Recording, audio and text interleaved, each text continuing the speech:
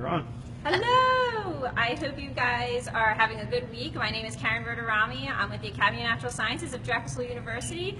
And once again, we're in our Tarantulas Alive and Up Close exhibit for our weekly feeding. If you joined us last week, welcome back. I hope you enjoyed yourself and are looking forward to our time together today. This week we are going to start with Miss Sassy Pants here, the Goliath bird-eating tarantula, who's already in a little bit of a defensive posture. Just from opening up her tank. Last week, if you remember, she did not eat for us on camera, but we're hoping that she will today. She did eventually eat her crickets, though, so she did eat last week. Again, tarantulas don't need to eat every week, but we do offer them crickets once a week. Some are good eaters, some kind of do every other week. So we'll dump her crickets in and see what we get. Right now, There we go. There we go, yeah. I mean, sometimes she'll take two at a time. I don't want to discourage her and drop the other cricket, but I encourage that one. Yep, there she goes. Goliath bird eaters are among the largest of the tarantulas. The largest species is about the size of a dinner plate, about 10 to 12 inch leg span. I don't know if she'll take the third, but we'll see. And they have very large fangs to match that body size. Their fangs can get up to upwards about inch to an inch and a half, maybe even 2 inches, depending on the species. And what's happening right now is she's envenomating with her fangs. Her venom is not deadly to humans, but the bite would hurt, and she is an aggressive species. So for those who sometimes think a tarantula would be a spectacular pet, it's not for everyone. And a Goliath bird-eater tarantula is definitely not for beginner tarantula owners. They are kind of special in the case of molting. They're such large bodies. Molting is very stressful for any tarantula, especially in the case of Goliath bird-eater. They're long-lived. Females can live upwards to 30 years in captivity. And this, again, is a very fast and aggressive spider. So you do need to be aware of its behavioral issues so you can safely work with it and not get bit by those large fangs. And even though she is big and has big teeth, it will take her about an hour to eat those crickets. So she'll be working on that for a while. She didn't take the third. Maybe we can try again. Whee! No, she's not going to take the third. At least not right now. But hey, she took two. We're better off doing a better start than last week. Yay! She can't really jump up and get air. We have a visitor here who asked how high they can jump up. Tarantulas can't really do like from a ground up. It's more like a running spurt that they can do. There are tarantulas that are arboreal. This is a species that can be arboreal, living up in trees. And they can kind of do like a jump off a branch, but it's not necessarily a straight up jump like a grasshopper or a cricket would do. They can scurry fast, and those ones that can leap onto branches, they kind of just drop down onto a close by branch. It's not like flying squirrels soaring from tree to tree. They can't do that. Their feet are shaped differently than terrestrial ground-dwelling tarantulas, which allow them to get grip. They can kind of bend their feet a little bit, and then also they can fan them out to help them kind of catch air and be more efficient climbers. Terrestrials. But we can check out another one if you guys are ready. I got Sean today. I'm sorry, this is Sean Stallworth. Hey, Sean. He runs our Outside In exhibit with Amy, and he also helps take care of the tarantulas here. See, it's not just me. If you were here last week, I struggled with the lid. But that's why I go to Sean, because now I can just walk away and say, good luck, Sean, and go on to the next one. Although he has the key. Can I have the key? Oh, I have the key. What else do they eat? I forgot to take the key. These tarantulas will eat, we had another question. What do tarantulas eat besides crickets? They'll eat anything smaller than themselves. Sorry, Sean. That's okay. They eat anything smaller than themselves, including other spiders, other tarantulas. They will also eat small mice, rodents, lizards, snakes, whatever they can catch. The reason why we only do cricket feeds here at the museum, which a lot of captive area people who have them in captivity do, is you can dump them in, leave them for a couple hours without harm to the tarantula. Doing live feeds to captive predators can be tricky, because if they're not hungry, like in the case of tarantulas don't need to eat every day, the prey could become harmful to the predator. if they're not interested, they can't get away from it if it was a small mouse, and the mouse could do damage to the tarantula.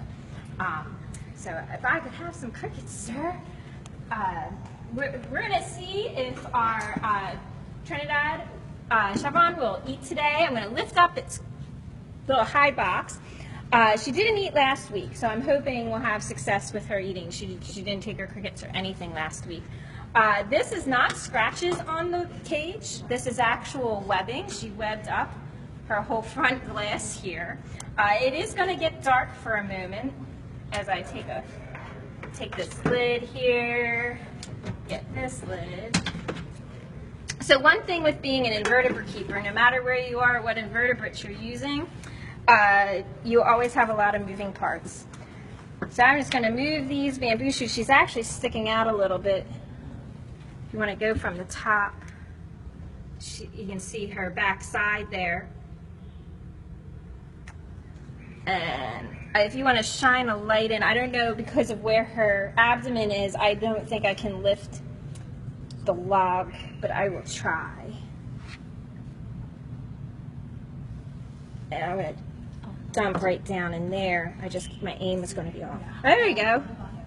That's all right. So we went, she got one. We're good. We're 2 for 2. All right, and she dropped it. But she moved, which is more than what she did last week. Last week she kind of moved a foot. And I pushed the cricket under, and she kind of just stayed there, and the cricket hit under her. It was fascinating. You are looking at a day in the life in a tarantula. They are ambush hunters. They sit and wait for food to come to them. The males will wander around for a mate. Yeah, she's not interested, but you get to see movement. And so she just kind of bit down on the one cricket and then left it. As she's walking, she's using her spinnerets, so that's kind of cool. These right here, these 2 appendages, they're spinnerets. It's where the web comes out of, and you can see them sticking out like fingers. That's because they are in use. When they're not in use, they're folded up along the back of the abdomen, and when they're using them, they'll have them out like their little fingers tapping webbing. Spider silk, and this goes for all species of spiders. All species of spiders, the silk is actually a liquid, and it doesn't become solidified until it has the tension in the air. So the spinnerets, like a liquid will come out, and then the spinnerets give it that tension, and it makes the webbing solid. And they'll use that to pull it out, and their legs to pin it. So sometimes you'll see the spinnerets tapping down, and that's placing the webbing. So when she made this, she just basically walked along the glass, tapping with her spinnerets down, just spinning back and forth along on the glass. Probably took her a couple hours to do. You guys clean them? We do. We haven't wiped down the webbing because it is a cool educational piece. Oh, I'm sorry to hit the light. I was just knocking the crickets back down. So we leave that on. Okay. But we do clean the grass. Philadelphia has very hard water for you Philadelphians. Locals watching, you know the water is very hard, so when it sprays onto our tanks, it leaves that residual mineral deposits, the white spots. So we do wipe that off. And as we go around, I'm sure you'll notice some white spots because despite our best efforts, they still happen. But we use filtered water.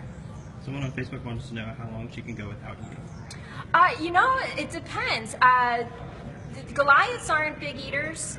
They don't, depending on what they're eating, and depending on what meal they had, they could go 2-3 months fasting. A lot of times before tarantulas molt, they tend to not eat as much. I had worked with some tarantulas who didn't eat for 6 months, and then finally went into their molt. And the molt is how they grow. They shed everything. It looks like another tarantula when it's done. And then immediately following the molting, they'll eat once it's safe to feed them again. It takes them, depending on the species, 48 to 72 hours to harden up. And you want to refrain from offering them food because, again, they can be easily damaged even by a cricket after a molt. As far as how long it can go without eating and not expiring from lack of eating, starved to death, it really just depends if it's eaten healthy throughout its life. Like those that fast for like long-term months, like 3 to 6 months before molt, they're usually good eaters up until that point, and so therefore can go that time, and they save and conserve energy by not moving around. So you'll have a very inactive tarantula a lot of times when they're fasting like that. They don't move a lot anyway, but particularly when one's fasting, there's rarely any movement. We can close her up and go to our next one. I was thinking, if you don't mind, we were gonna just kind of jump around. The one on this side I think will eat. The other one, we'll see. I'm gonna just steal the key, mess up Sean a little. Oh, we're not, but we'll go around and we can talk about the next one. I think the rose will eat today, and I think our Mexican red rump might eat today. The ghost ornamental, I don't know. May or may not. Now the Chilean rose hair tarantula, this is one that you commonly see in educational collections. Half of our exhibit, more than half our exhibit, is what we call arboreal species, old world tarantulas. And they're found in Asia, Africa, Australia, Europe. And these tarantulas tend to be more aggressive, faster, not necessarily an easy to care for tarantula if you're new to caring for housing tarantulas. New world tarantulas found in the Americas, North, South, and Central America, such as the Chilean rose hair, tend to be a little bit more docile. They're not as aggressive. They also aren't as quick to bite because they have urticating hairs, which are on their abdomen that they can pick off, and it barbs into your skin, or if you're a predator, it gets in the eyes, it's irritant. So therefore you see more New World tarantulas being used in education collections to be handled, and it's too late, you set it off already. And this is also a defense of the terrestrial species, this sound that you hear. That was totally on purpose. They can make like a hiss sound too to startle the predators. The question on here is, do you recommend having them as pets? Yes and no. Just like with any live animal as a pet, you want to know what you're getting into. Is it the right pet for your household and what your expectations are? Most people actually will get a tarantula thinking, it will be a quick little turnaround pet. Female can live about 30 years, so this isn't something that you'll have for like a week and that was a lot of fun. Also, if you're looking for a pet that's be interactive with you, tarantula isn't one of them. It doesn't know me from Sean or anything else. It won't come when you call. It's not going to bring a ball to you or anything like that. But some people are just fascinated, find them beautiful, and like to display them, which then it could be a good pet. They are, if you have a more common tarantula like a rose hair or a curly hair tarantula, there's not a lot of humidity concerns that are there for the tropical species. They're not as aggressive, not as fast, but you still want to know what you're dealing with. You can be allergic to tarantula hair, causing a rash, an irritation. It has teeth and the capability to bite. Just because it's less likely to bite than other species doesn't mean you won't get bit. And it can, again, kick those hairs off, which are very irritating. So imagine a splinter that's barbed, anchored into your skin. It can cause infection. So you still want to know what you're getting involved in and what you're actually looking for in a pet. But we can go ahead and see if she'll go ahead and eat for us, because she was offered crickets last week but did not eat them. So I think she's a good candidate for eating today.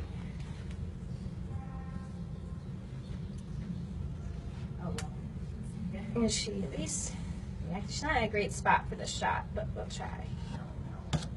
And even if she doesn't eat right now, it doesn't mean she won't eat this week. They could be gone tomorrow. We give them about a day or two to eat their crickets, and then we pull the crickets out with what's left. And if we look at her abdomen, actually, we take a look at that, there's some balding, and that can be an early sign of getting ready for molt. So if she doesn't eat this week, that won't be surprising. What that will give me is information that we need to put her on watch, because she has a physical sign that she might need to molt, and then if she stops eating, that also shows us that she could be needing a molt. Now, that doesn't mean she's going to molt next week. That means in the next anywhere from week to like 2 months, she might molt.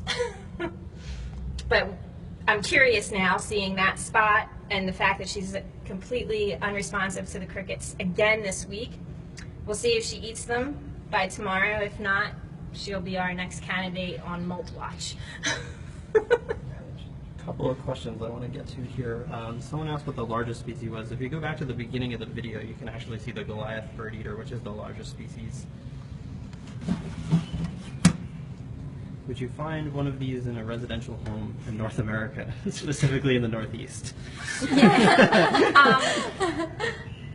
If somebody had it as a pet, yes, but it would not wander in from your backyard unless your neighbor had one and let it go. Actually, at other places that I worked with, we had calls of somebody finding really large wolf spiders that turned out to be tarantulas. And usually in that case, what happens, they are not native in the northeast part of the United States. You have to go to the southwest to find tarantulas. Then they might roam in your house. But in Philadelphia, in those cases, it's pets that somebody either just dumped. But in the tarantula's case, a lot of times, people don't do their homework when they get a pet and don't realize when they molt, they flip themselves upside down and they're not dead, they're molting. But they have been tossed out thinking, oh, my spider died. And miraculously, the thing makes it through the molt, starts wandering around. And that was the case that's happened to me twice. I've acquired 2 tarantulas found walking around Philadelphia. But that is not the norm. They are not native to Philadelphia. So no worries there. Although I think it would be really cool to live in Arizona and one day come out and there's a Tucson blonde on your porch. It's like, hey, big spider, how you doing? That's what I would say. I get pretty excited. But I guess I am not the norm. But I should be. They are cool. When Sean's done, You're our norm. yeah, I convinced people. Sean, I brought him over into the cult of loving bugs. It sounds a little creepy. I just need the key. Okay. The cult, it's our cult. Yeah. I'm going to just do the Mexican red rump because I have no hope for the ghost ornamental to eat. I really don't think it will be worth our time. She's beautiful. By all means, we should check her out. She's crunched up right now. She defies being an arboreal tarantula. Usually arboreals like to be spread out and up high, but this one likes to be crunched up and low, which, they do have their personalities. I said it last week, it's like breeds of dogs. You can say one breed of dog is a great family dog, but there will always be that one specific dog that isn't a good family dog. You'll have an arboreal species that is pretty calm and crunched up, and you could have a rose hair that's usually calm, but it turns out to be aggressive. You never know. But I think the red rump will eat. She is usually a good eater, and she did not eat her crickets last week, so I have high hopes. So we shall see. A red rump is a pretty popular tarantula because it is quite beautiful. It has a bright colored abdomen there, and then very dark front part here. So they're pretty desired, and their close relative, Brachypelma smithi, the Mexican red knee, was actually so many people were interested as a pet, it almost was collected out of the wild to the point of extinction because of its beautiful colorations. It became protected and thankfully is now doing good. So because of the pet trade, you do want to be responsible. If you are interested in one as a pet, make sure that it is captive bred and not wild caught or collected, because there are many species of tarantulas that are endangered, including the one we were actually just looking at, the ghost ornamental, because of their beautiful colors and also habitat destruction. But I'll get on with it and feed them. I'm just going to take her log out. And she made that burrow. She excavated all this dirt herself. Cricket going up my arm. Toot, toot, toot, toot. Wee! Let's see. Nobody went near. Ooh, that's a good jumper. And we got nothing. She's like, nope. So again, she might eat them later. But we do have some cool stuff to point out. Like I said, she excavated all this and she used her webbing to make like a carpet. So you can see this is all like stuck together. That's all her webbing. She just used her webbing kind of to cement this up so it didn't cave in on her. And you'll see that with a lot of our tarantulas, will make like a carpet for themselves to sit on the webs because they're such large-bodied spiders. They don't need their web to catch their food, like orb weavers, the ones that make the round webs do. So they use their webbing more for furniture to make their burrows or their cradles. Like this is what we would call cradle in this tank because it's more cradling the spider. Very. This question has come up a couple of times. Can different species live among each other? No. Tarantulas are solitary animals for the most part, so there can only be one, ever, just one. If you put two together, you will have one. It is inevitable. There are a few species that are communal, some pink-toed tarantulas. There's different species of pink-toed and generalizing, but there are some species of pink-toed tarantulas that do live communally together in the tree, and the thought behind that is safety in numbers. And you can exhibit them communally together if provided you have a large enough enclosure and a good feeding schedule. If you're not feeding them routinely or the enclosure isn't right for your numbers, they'll eat each other down. But generally speaking, most species of tarantula are solitaire, and you cannot put two in together because, again, you'll have one. And that goes for breeding with them too, because the males are smaller. So if you're breeding tarantulas, often what breeders do to save their male, they have to sit there and watch and really be on guard. Because if the female isn't interested, she'll eat them. You'll have one. You will have one, yes. It only can be one.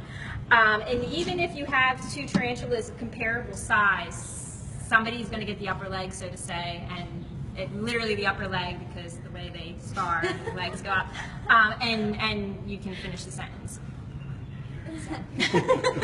But there are some other spiders that do live communally together, some different garden spiders and stuff. But most majority species of spiders in general are solitary creatures. Speaking of solitary creatures, we can head on over to our other arachnoid feature. We thought we'd mix it up this week a little bit and check out our scorpions, because I think they might eat. So we're going to wander this way. Oh, sorry, I'm going to cook somebody with tweezers. It's always exciting at the academy, which is why you should come and check it out. There was a question a little while back, and I think we talked about this before, and they asked if they were poisonous, and they're not poisonous. They are venomous, though. Yes, it's one of those things in the science industry we like to clarify. Venom is injected, poison is digested. So everything in here, every tarantula in here is venomous. Every scorpion in here is venomous, which means it does have venom glands and it has a stinger or fangs that will inject the venom into you. However, their toxicity levels are all very different. Our most dangerous, if you allow, our most toxic thing in here would actually be our bark scorpion down here. Which is from the Southwest United States. Let me open this up. And this I will not take out because as I'm explaining, it is pretty venomous. But it's tiny and it's brown. There it is. I'll make her move a little. Make her move right under the log. So you can see her right there. It's a Centroides scorpion, and in that family of scorpion, they are among the more dangerous scorpions, the most dangerous, the most infamous. If this was to sting you, it would hurt, it would make you very sick, most cases not cause death. However, there are other species in this family that could easily cause death with it. So it does have a stinger at the end of the tail. Most scorpions, they keep their tail curled up, and they'll go into a defensive posture, which she's slowly getting at. She's still not defensive, but you can see the tail better and it curled up. And when we pop over to the Asian forest, she's in good posture to see the stinger. The tarantula, the highest venomous tarantula we have, it's close among a couple different ornamentals. I might give it to the chevron out of what we have, probably the chevron. Tarantula speaking. Oh, and all the tarantula's venoms are neurotoxin, which means it attacks your nervous system, your brain. So when I say the most toxic, the reaction would be you might feel intense pain at the bite site and radiating up, could feel nauseous. However, those more toxic tarantulas, a lot of their venoms are being studied in neuroscience to help diseases such as Alzheimer's and other research. However, tarantula speak, they are not considered deadly to humans. There's never been a recorded death of a tarantula bite on a human. People react differently. If you're allergic, you definitely want to take more care. So usually it's gauged by bees. Like if you're allergic to bees, that can be dangerous. If you're allergic to tarantulas, like we have staff here who are allergic to bees, they're not allowed to handle the tarantulas that we do handle with. We do have a black widow. And the black widow is considered one of the more dangerous spiders for North America. Again, it's a neurotoxin.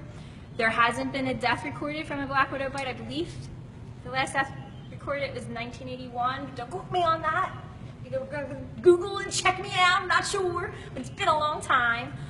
Usually the people who are most compromised for a black widow are the elderly or very young or people who have a compromised immune system. Most will recover from a black widow bite. They're also not aggressive spiders. They're reclusive. They like to be dark, damp places and alone, and they're not quick to bite. They really are getting provoked. But getting on to the bark here, do we have a smallish cricket? If not, we can do... I have a smallish one. We'll see. She can handle pretty much anything about her size.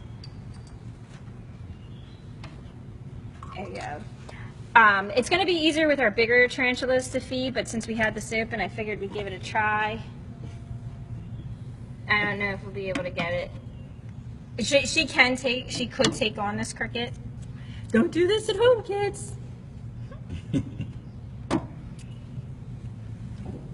I don't know where it went. There it is. Put my big fingers in there. Yeah, I don't think she's gonna take it with me fussing. So we'll leave her. I'm gonna leave her sit. We'll hop over to this, our next scorpion, and see if that one will take one, because it's bigger, you can see it better. There we go. So this is the Asian forest scorpion. This one commonly gets confused for a better known scorpion called an emperor scorpion. Black emperor scorpion is from West Africa. This scorpion is found in Southeast Asia.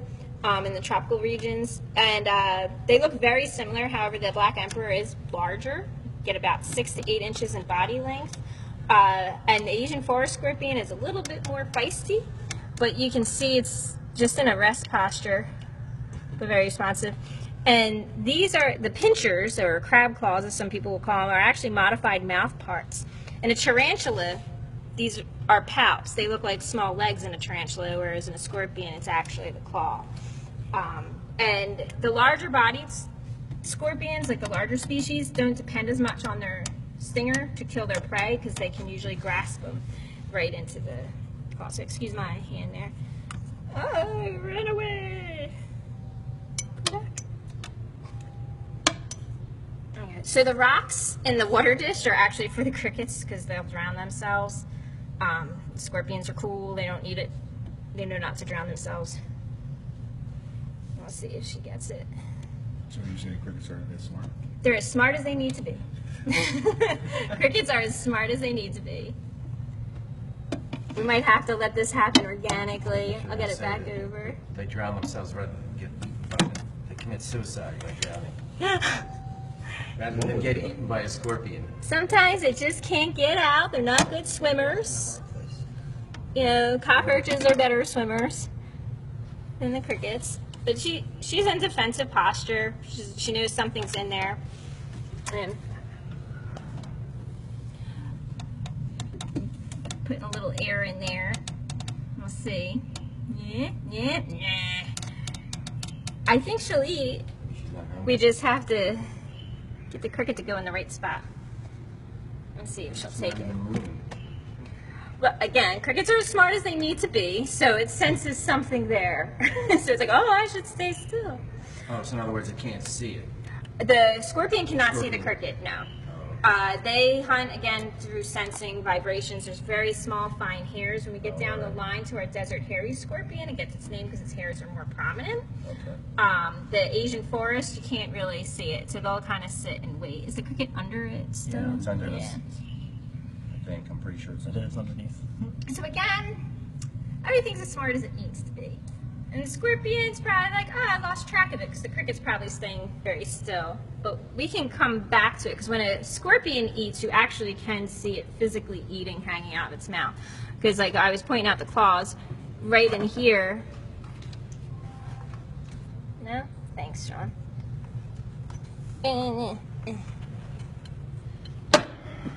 at that. What if I take it? Oh. So right in the front part here is actually where other mouth parts are. When you see sci-fi movies and there's the alien that opens its mouth and has other mouths come out of its mouth, that's a scorpion. I swear it's all inspired by a scorpion.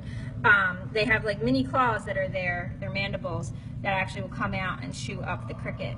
The venom, again, kind of helps make a buggy milkshake like a spider would, and subdue larger prey. But like I said earlier, bigger bodied scorpions don't necessarily always need to sting because they can crush it with their claws.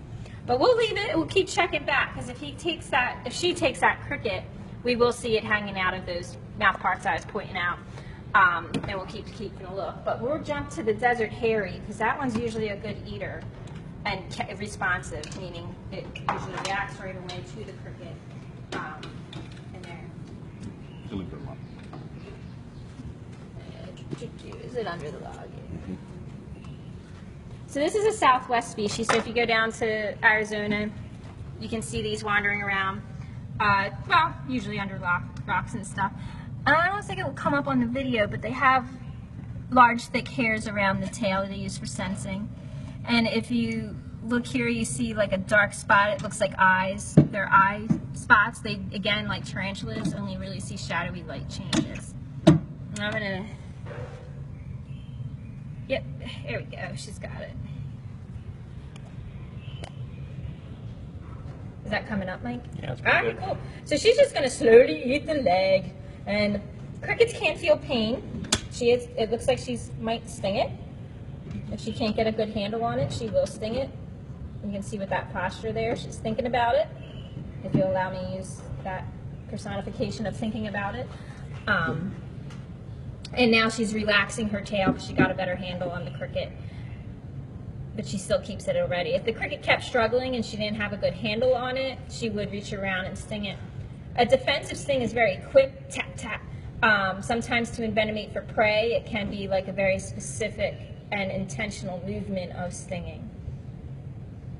And I don't know, I can't see from my angle if those other the mandibles are coming out, if we got that in this shot or not. Did I miss something in the explanation about male and female? Is there... I did not explain that. It's not as easy with tarantulas to tell male from female scorpions. It's about appendages and segmentations on the underside. I mean, it's not, they don't have like different functions or anything? No. Females tend to hide more, where the males will go out wandering looking for a female. That's a behavioral difference, but... Well, I meant in terms of preying, I guess. No, everybody feeds themselves now? Is that how it works? Yes, yeah. Okay. We just had a visitor asking questions about sexing scorpions, and you can see she's not yet right in the back of the head, but the cricket you can see is still, you'll see movements. Oh, I see something else cool coming up, sorry.